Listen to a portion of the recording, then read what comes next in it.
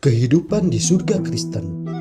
Alkitab menceritakan bahwa semua umat manusia yang tidak selamat diangkat ke surga ketika Yesus datang untuk yang kedua kalinya ke dunia ini nanti, mereka semua akan mengalami kematian selama 1000 tahun lamanya.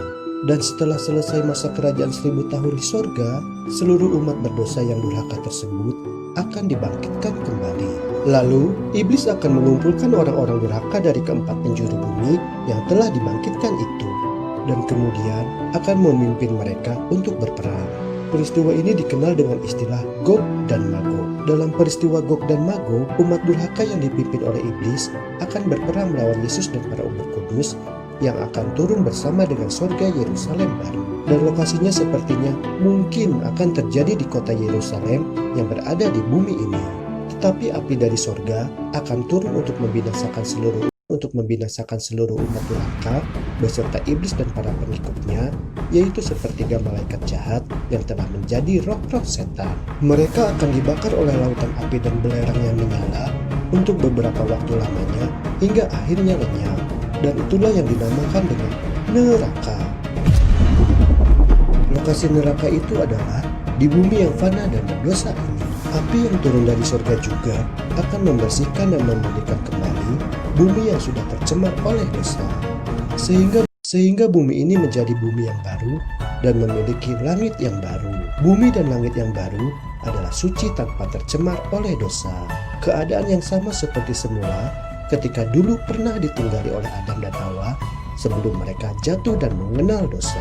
Segala sesuatu yang akan ada dan tumbuh di bumi dan langit yang baru ini, semuanya adalah baru. Dan setelah terciptanya bumi yang baru dan langit yang baru, lalu Yerusalem baru yang adalah surga bersama dengan seluruh umat tebusan itu pun akan turun dan berada di bumi dan langit yang baru nanti. Yerusalem baru yang adalah surga Firdaus akan menjadi ibu kota di bumi dan langit yang baru. Yerusalem baru akan menjadi tempat tahta Allah, sebagaimana yang dilambangkan oleh bait suci di Yerusalem sebagai tempat Allah bersemayam ketika pada masa zaman perjanjian lama. Yesus akan duduk bertahta menjadi raja di Yerusalem baru. Yesus akan duduk bertahta menjadi raja di Yerusalem baru dan akan berada di tengah-tengah umat kudus dan menjadi Allah mereka.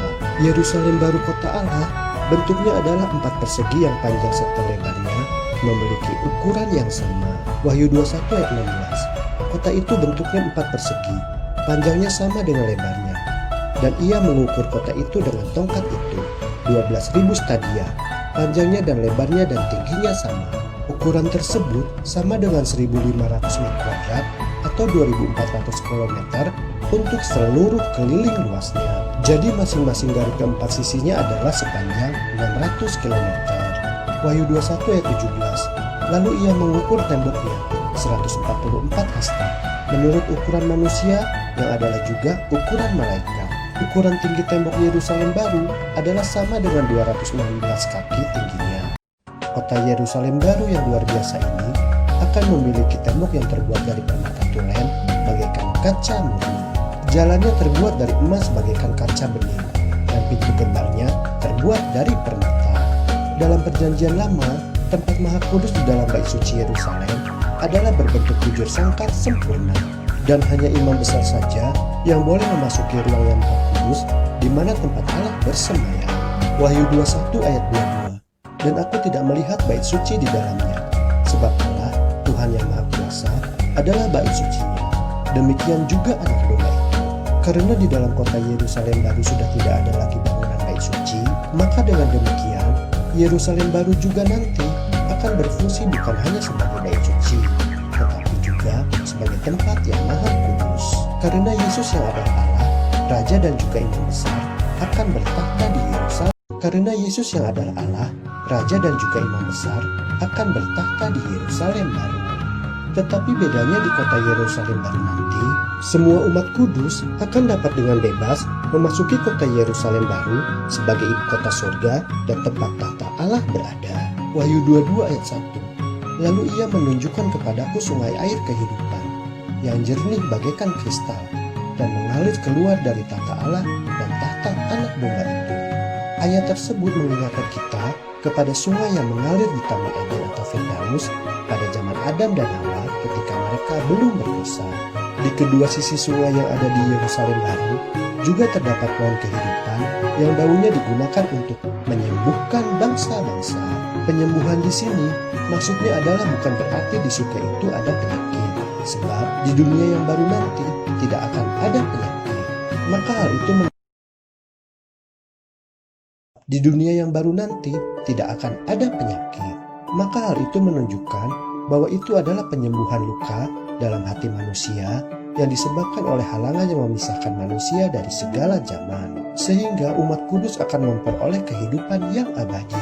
Dan pada saat itu, semua orang dari segala bangsa telah menjadi warga negara surga dan menjadi anggota keluarga Allah. Wahyu 21 ayat 23. Dan kota itu tidak memerlukan matahari dan bulan untuk menyinarinya, sebab kemuliaan Allah meneranginya, dan anak domba itu adalah lampunya. Wahyu 22 ayat 5. Dan malam tidak akan ada lagi di sana, dan mereka tidak memerlukan cahaya lampu dan cahaya matahari, sebab Tuhan Allah akan menerangi mereka, dan mereka akan memerintah sebagai raja sampai selama-lamanya. Di bumi dan langit yang baru nanti, umat tebusan akan memiliki tubuh yang telah diubahkan dengan sedemikian rupa, dan umat tebusan akan mendirikan rumah dan mendiaminya serta akan menanam dan menuai. Umat kudus tidak akan merasa lelah karena mereka menikmati pekerjaan tangan mereka. Hewan yang dulu buas akan menjadi jinak dan tidak ada yang saling memangsa, serta semua jenis binatang akan menjadi sahabat bagi manusia. Tidak akan ada lagi duka cita, ratap tangis, penyakit, dan kematian. Tidak ada yang najis atau kekejian.